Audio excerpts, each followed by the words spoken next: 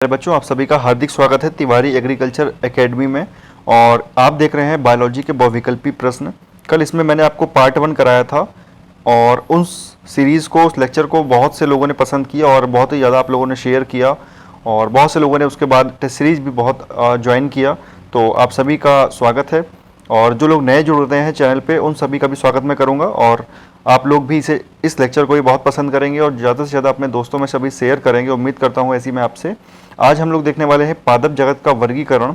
और इस पादप जगत के वर्गीकरण में 2 लेक्चर आएंगे, यानी कि ये पार्ट 2 आप देख रहे हो, इसके बाद जो पार्ट 3 आएगा वो भी पादप जगत का वर्गीकरण होगा। इसमें हम देखेंगे 65 क्वेश्चन टोटल और उसमें भी देखेंगे 65 क्वेश्चन, यानी कि इस पादप जगत के वर्गीकरण से टोटल हम लोग 130 क्वेश्चन देखने वाले हैं। ठीक है, तो बने रहिएगा आप लोग लास्ट तक, सारे के सारे क्वेश्चंस को देखिएगा। और उसके बाद जब वीडियो पूरा कंप्लीट हो जाए तो आप मुझे एक बार कमेंट करके मुझे बताइएगा कि आपको ये सीरीज़ कैसी लग रही है, क्योंकि बायोलॉजी के इस सीरीज़ में टोटल 25 लेक्चर आने वाले हैं बच्चों। 25 के 25 लेक्चर के बाद आपका लगभग इंपॉर्टेंट सारे के सारे टॉपिक कंप्लीट हो जाएंगे। लास्ट के जो 4-5 लेक्चर रहेंगे उसमें हम आपको 105, 130, 135 ऐसे क्वेश्चन करा देंगे एक एक लेक्चर में, ताकि आपके कम से कम 50-50 मिनट में 100 क्वेश्चन कंप्लीट हो जाएंगे। ठीक है, तो आप सब भी इसे खूब शेयर kरिए। रोज़ शाम को 7 बजे आपको लाइव जरूर आना है। और आज सुबह सर की क्लास नहीं हो पाई थी केमिस्ट्री वाली, तो जो लोग वेट कर रहे थे उन लोगों के लिए मैंने लिंक शेयर कर दिया था कि आप अपना एक प्लेलिस्ट सेक्शन में आप जाएंगे तो प्लेलिस्ट सेक्शन में वहाँ पर एक लाइट नाम का पड़ा हुआ है, प्लेलिस्ट पड़ी है, वहाँ पर उस लेक्चर्स को आप जरूर देखिएगा। 14 लेक्चर हैं, तो कल सुबह भी आप लोग जरूर आइएगा। कल सुबह केमिस्ट्री की क्लास है। चलिए स्टार्ट करते हैं अपने लेक्चर को। पादप जगत का वर्गीकरण। जिन लोगों ने अभी तक टेस्ट सीरीज नहीं ज्वाइन करी है वो ऊपर नंबर दिया गया है 9235126064। इस नंबर पर आप व्हाट्सएप कर ज्वाइन कर सकते हैं। ठीक है, व्हाट्सएप करिएगा और ज्वाइन लिख भेज दीजिएगा। आप सभी ज्वाइन कर सकते हैं। आप चाहे यूपी कैडेट की तैयारी कर रहे हो, आईसीआर की कर रहे हो, या फिर बीएचयू की तैयारी कर रहे हो, कोई भी तैयारी कर रहे हो, आप चाहे हिंदी मीडियम से हो चाहे इंग्लिश से, सबके लिए अलग अलग टेस्ट सीरीज डिजाइन की गई है। सभी जो अपने अपने सब्जेक्ट के स्पेशलिस्ट टीचर हैं उनके द्वारा तैयार किया गया है वो। ठीक है, चलिए स्टार्ट करते हैं अपने टॉपिक को। टॉपिक मैंने बता दिया आपको, पादप जगत का वर्गीकरण, क्लासिफिकेशन ऑफ प्लांट किंगडम। ठीक है, पहला क्वेश्चन देखिए क्या है। पहला क्वेश्चन है आपका, निम्नलिखित में से किसे वर्गी का पितामह कहा जाता है? किसे वर्गी का पितामह कहा जाता है? तो इसका आंसर क्या है? लीनियस। लीनियस को वर्गी का पितामह कहा जाता है। ठीक है, नेक्स्ट क्वेश्चन देखिए क्या है। द्विनाम पद्धति के प्रतिपादक हैं। द्विनाम पद्धति किसने दी? द्विनाम पद्धति किसने दी? इसका आंसर है आपका लीनियस। लीनियस ने द्विनाम पद्धति दी। नेक्स्ट क्वेश्चन देखिए क्या है तीसरा। वर्गीकरण का प्राथमिक सिस्टम किस वनस्पति विज्ञानी ने प्रस्तुत किया था? वर्गीकरण का प्राकृतिक सिस्टम किस वनस्पति विज्ञानी ने प्रस्तुत किया था? तो इसका आंसर है स्वीडिश के वनस्पति विज्ञानी ने प्रस्तुत किया था। नेक्स्ट क्वेश्चन देखिए क्या है फोर्थ। पुष्पी पादपों को रखा गया है। पुष्पी पादपों को कहाँ रखा गया है? फैनरो गेम्स में। फैनरो गेम्स में। ठीक है, ऑप्शन बी आपका सही आंसर होगा, फैनरो गेम्स में। अगला क्वेश्चन देखिए, अपुष्पी पादपों को रखा गया है। अपुष्पी पादपों को कहाँ रखा गया है? क्रिप्टो गेम्स में। क्रिप्टो गेम्स में। ठीक है, पुष्पी को फैनरो गेम्स में और अपुष्पी को क्रिप्टो गेम्स में रखा गया है। अगला क्वेश्चन देखिए, छठा क्वेश्चन क्या है? वर्गीकरण की आधारी इकाई है। वर्गीकरण की आधारी इकाई क्या है? स्पीसीज। स्पीसीज। ठीक है, वर्गीकरण की आधारी इकाई है स्पीसीज, मतलब उन्हें स्पीसीज के आधार पर वर्गीकृत किया गया है। आगे क्वेश्चन देखेंगे, क्वेश्चन नंबर 7। क्वेश्चन नंबर 7 क्या है? हाइड्रोफाइटस होते हैं। हाइड्रोफाइटस क्या होते हैं? हाइड्रोफाइटस एक जलीय पौधे होते हैं। ठीक है, हाइड्रोफाइटस एक जलीय पौधे होते हैं। अगला क्वेश्चन देखिए 8वां क्या है? द्विनाम पद्धति का अभिप्राय है पौधों के नामों को 2 शब्दों में लिखना जो बताते हैं उनके वंश और जाति। ठीक है, पहला वाला जो होता है वो बताता है वंश को, दूसरा होता है जाति को बताता है जो। नेक्स्ट क्वेश्चन देखिए 9th क्वेश्चन क्या है? जिन पौधों पर बीज बनते हैं किंतु पुष्प नहीं लगते उन्हें क्या कहते हैं या वो क्या कहलाते हैं? तो इसका आंसर होगा आपका 9th का बी, अनावृत बीजी। ठीक है, अनावृत बीजी। अनावृत बीजी पौधे कैसे होते हैं? अनावृत बीजी पौधों पर बीज बनते हैं लेकिन पुष्प नहीं लगते हैं। ठीक है, अगला क्वेश्चन देखिए, क्वेश्चन नंबर 10। क्वेश्चन नंबर 10 क्या है? जीवाणुओं की खोज किसने की? जीवाणुओं की खोज किसने की? तो ल्यूवेनहॉक। ठीक है, ल्यूवेनहॉक ने जीवाणुओं की खोज की। अगला क्वेश्चन देखिए क्या है, 11वां 11th क्वेश्चन है आपका, जीवाणुओं से संबंधित निम्न कथनों में कौन सही है? निम्न कथनों में कौन सही है? तो पहला क्वेश्चन, पहला ऑप्शन पढ़िए, सभी जीवाणु स्वपोषी होते हैं, गलत। सभी जीवाणु विविध पोषी होते हैं, ये भी गलत। तीसरा है आपका, अधिकांश जीवाणु विविध पोषी होते हैं किंतु कुछ स्वपोषी होते हैं। तो सी ऑप्शन जो है यहाँ पर आपका सही आंसर है कि अधिकांश जीवाणु जो होते हैं वो विविध पोषी होते हैं किंतु कुछ जो हैं वो स्वपोषी भी होते हैं। तो यहाँ पर 11 का सी आंसर हो जाएगा आपका। ठीक है, आगे देखेंगे क्वेश्चन नंबर 12। क्वेश्चन नंबर 12 क्या है, जीवाणुओं को पौधे माना गया है क्यों? कि जीवाणुओं को पौधे माना गया है क्योंकि, क्यों? तो इसका ऑप्शन देखिए क्या है, ये गति नहीं कर सकते, ऐसा गलत है ये। और जीवाणुओं को पौधे माना गया है क्यों? क्योंकि इनमें कठोर कोशिका भित्ति पाई जाती है।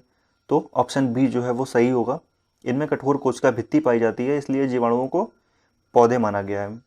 ठीक है, अगला क्वेश्चन देखिए क्या है, क्वेश्चन नंबर 13। क्वेश्चन नंबर 13 है आपका, जीवाणिका कोशिकाओं में नहीं होता।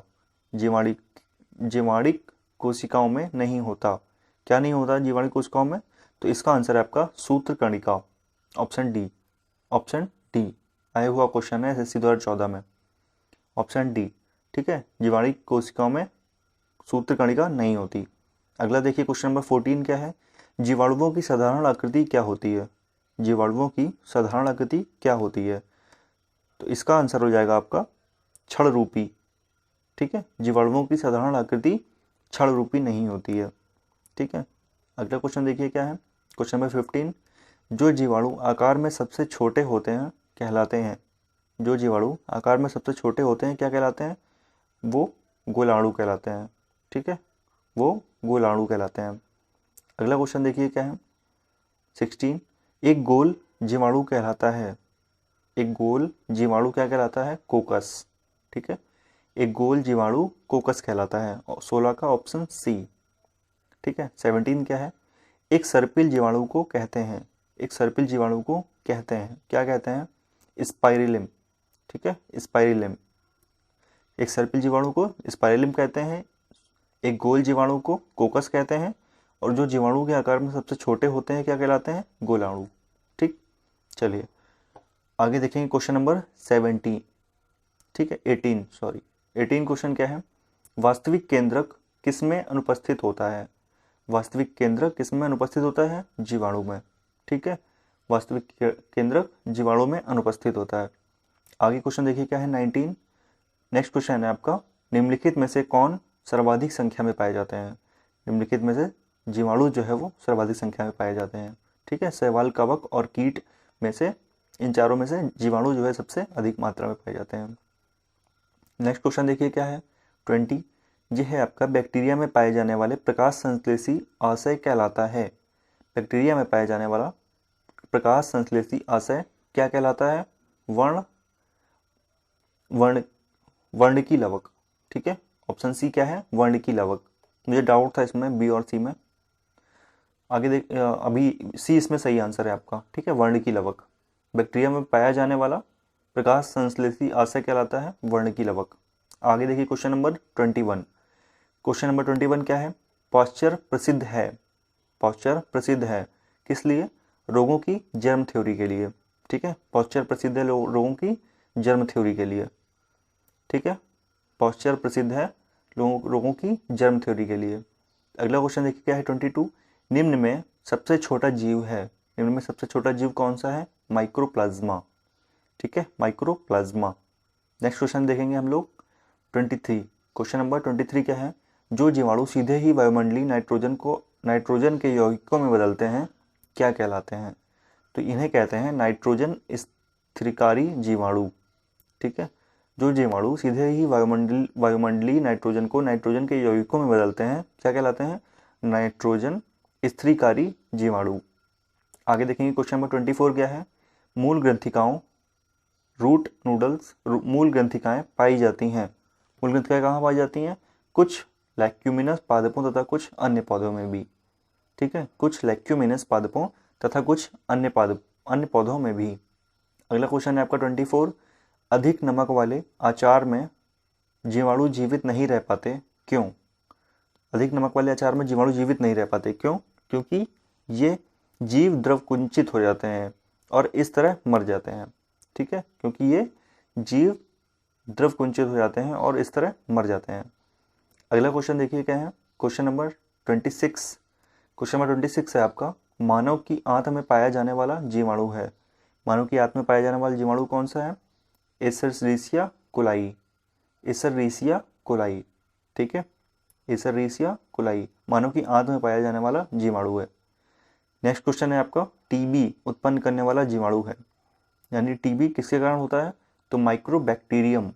ठीक है, माइक्रोबैक्टीरियम के कारण टीबी होता है। नेक्स्ट क्वेश्चन देखेंगे 28 क्या है, भोजन की विषाक्तता उत्पन्न होती है। भोजन की विषाक्तता उत्पन्न होती है कैसे? क्लोस्ट्रीडियम बोटुलिनियम द्वारा। ठीक है, नाम को अच्छे से पढ़ लेंगे, इसे 2-3 बार आप रिवाइज करेंगे तो आपको याद भी हो जाएगा। क्लोस्ट्रीडियम और बोटुलिनियम द्वारा।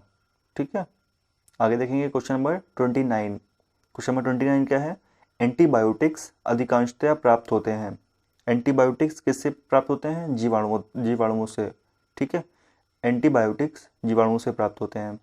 अगला क्वेश्चन है आपका, यदि एक जीवाणु कोशिका प्रति 20 मिनट में विभाजित होती है तो 2 घंटे में कितने जीवाणु बनेंगे? तो 2 घंटे में 64 जीवाणु बनेंगे। यदि एक जीवाणु कोशिका प्रति 20 मिनट में विभाजित होती है तो 2 घंटे में 64 जीवाणु बनेंगे।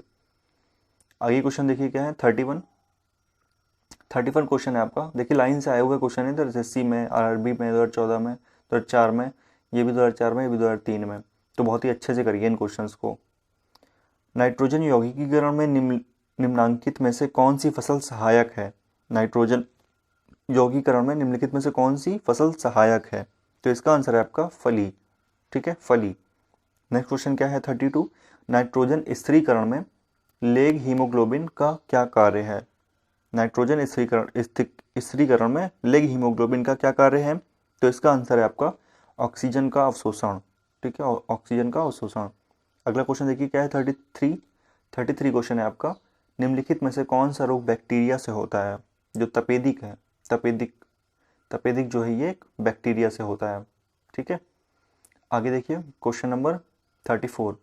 क्वेश्चन नंबर 34 क्या है आपका, मृदा में धान की पैदावार बढ़ाने वाला मुक्तजीवी जीवाणु कौन सा है? मृदा में धान की पैदावार बढ़ाने वाला मुक्तजीवी जीवाणु कौन सा है? तो इसका आंसर है आपका एनाबीना। ठीक है, एनाबीना। अगला क्वेश्चन देखिए क्या है, क्वेश्चन नंबर 35। क्वेश्चन नंबर 35 है आपका, प्रशीतन खाद्य परिरक्षण में मदद करता है। प्रशीतन खाद्य परिरक्षण में मदद करता है क्या?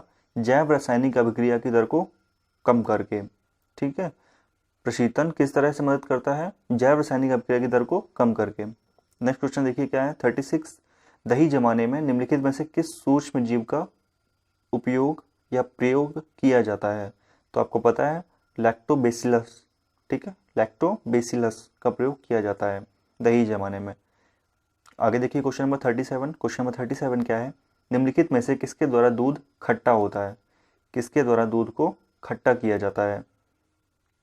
तो इसका आंसर है आपका बैक्टीरिया।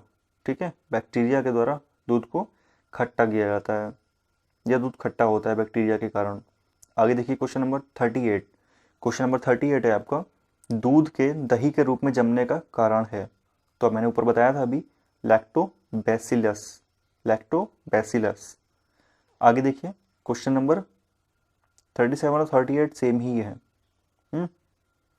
आगे देखिए क्वेश्चन नंबर 39। क्वेश्चन नंबर 39 क्या है आपका, निम्न में से कौन सा सहजीवी नाइट्रोजन यौगिकीकरण जीवाणु है?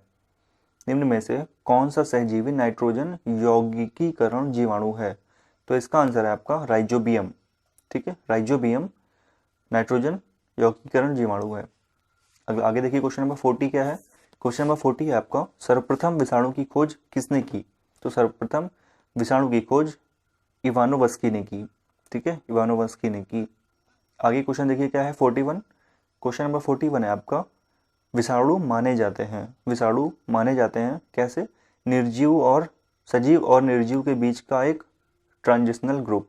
ठीक है, एक सजीव और निर्जीव के बीच की एक की एक कड़ी को माना जाता है विषाणु। आगे देखिए क्वेश्चन नंबर 42। क्वेश्चन नंबर 42 क्या है आपका, निम्नलिखित में से किसमें एंजाइम्स नहीं होते। निम्नलिखित में से किसमें एंजाइम्स नहीं होते, तो क्या आंसर है इसका, विषाणु, ऑप्शन बी। ऑप्शन बी जो है सही आंसर होगा आपका, विषाणु में एंजाइम्स नहीं होते हैं। आगे देखिए क्वेश्चन नंबर 43 क्या है। क्वेश्चन नंबर 43 है आपका, टीएमवी शब्द संबंधित है। टीएमवी शब्द किससे संबंधित है, विषाणुओं से संबंधित है। ठीक है, टीएमवी शब्द विषाणुओं से संबंधित है। आगे देखिए क्वेश्चन नंबर 44। क्वेश्चन नंबर 44 क्या है, हाइड्रोफोबिया रोग उत्पन्न होता है। हाइड्रोफोबिया रोग उत्पन्न होता है किससे, विषाणु से। ठीक है, विषाणु से हाइड्रोफोबिया रोग उत्पन्न होता है। आगे देखेंगे क्वेश्चन 45 क्या है। 45 क्वेश्चन है आपका, कुत्ते के काटने से जिस विषाणु के द्वारा घात रोग उत्पन्न होता है कहलाता है। कुत्ते के काटने से जिस विषाणु के द्वारा घात रोग उत्पन्न होता है क्या कहलाता है, हाइड्रोफोबिया। ठीक है, हाइड्रोफोबिया। ठीक है, ऑप्शन बी आपका सही आंसर होगा। आगे देखिए क्वेश्चन नंबर 46। क्वेश्चन नंबर 46 क्या है आपका, चेचक के लिए टीके का विकास किया था।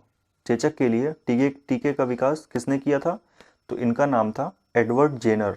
ठीक है, एडवर्ड जेनर ने चेचक के लिए टीके का विकास किया था। आगे देखेंगे क्वेश्चन नंबर 47।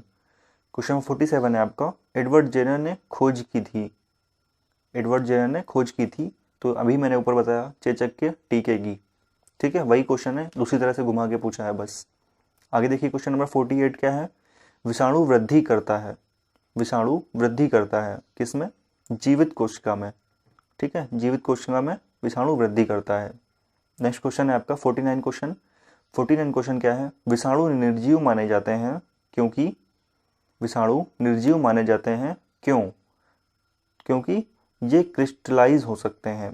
ठीक है, क्योंकि ये क्रिस्टलाइज हो सकते हैं। नेक्स्ट क्वेश्चन है आपका क्वेश्चन नंबर 50, एंजाइम अनुपस्थित होते हैं।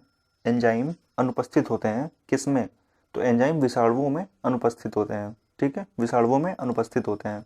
अगला क्वेश्चन है आपका 51, एड्स का कारण है। एड्स का कारण क्या है, T4 लिम्फोसाइट्स की कमी।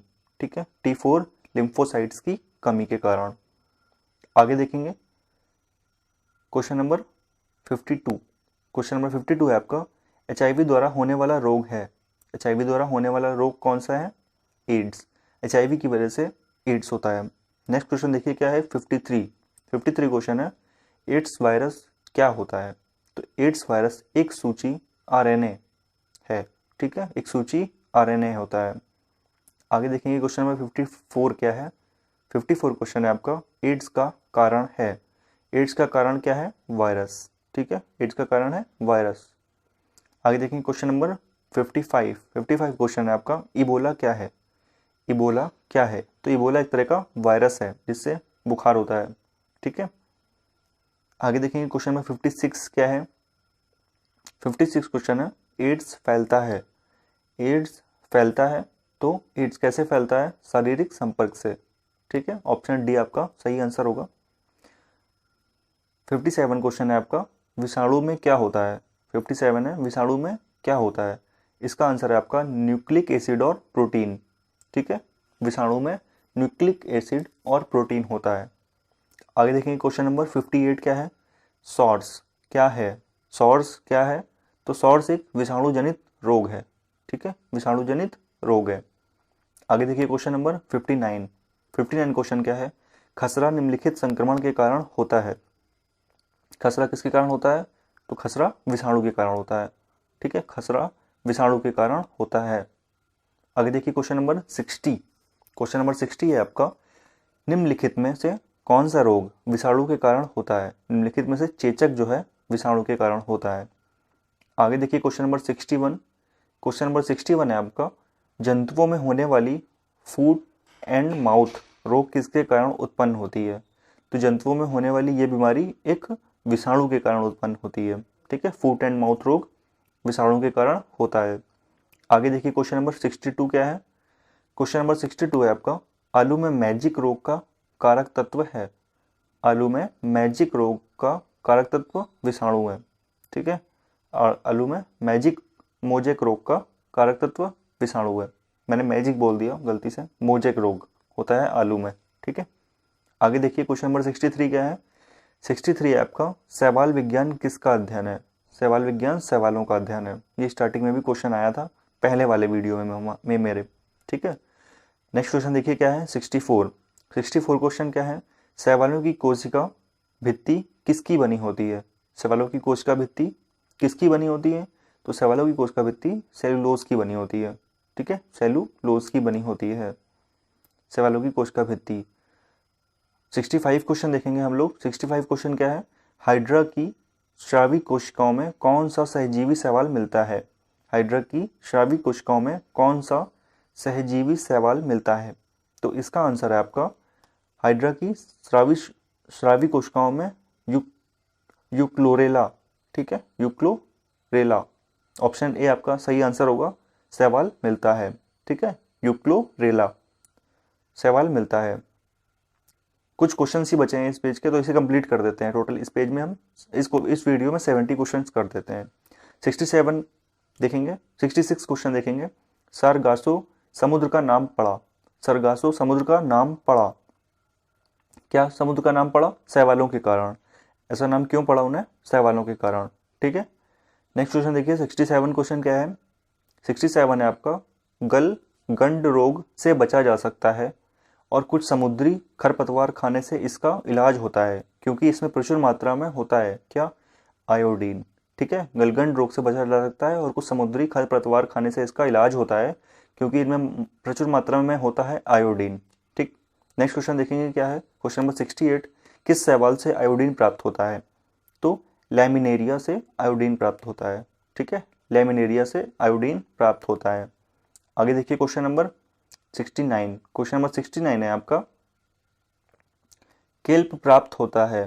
केल्प प्राप्त होता है किससे, समुद्री शैवालों से। ठीक है, समुद्री शैवालों से। क्वेश्चन नंबर 70 देखिए क्या है। 70 है आपका, निम्नलिखित में से कौन सा स्वपोषित है। कौन सा स्वपोषित है, तो शैवाल। ठीक है, शैवाल स्वपोषित है। अगर आपको एक बार में वीडियोस के क्वेश्चंस कंप्लीट नहीं याद हो पा रहे हैं तो आप बिल्कुल ही परेशान मत होइए, इसे 2 से 3 बार जरूर से जरूर रिवाइज करिए। मैं ये बात आपसे हर वीडियो में कहता हूँ और वो आपके लिए ज़रूरी भी है। तो मिलेंगे हम अपने नेक्स्ट लेक्चर में, ख्याल रखिए अपना। ये आपके टोटल आज 70 क्वेश्चन इसमें कंप्लीट हो गए हैं। आगे के क्वेश्चन हम आपको नेक्स्ट वीडियो में कराएंगे।